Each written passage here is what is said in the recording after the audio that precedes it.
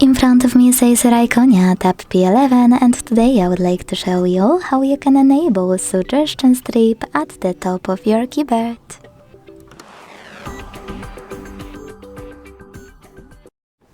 Begin by opening Settings and scrolling all the way down.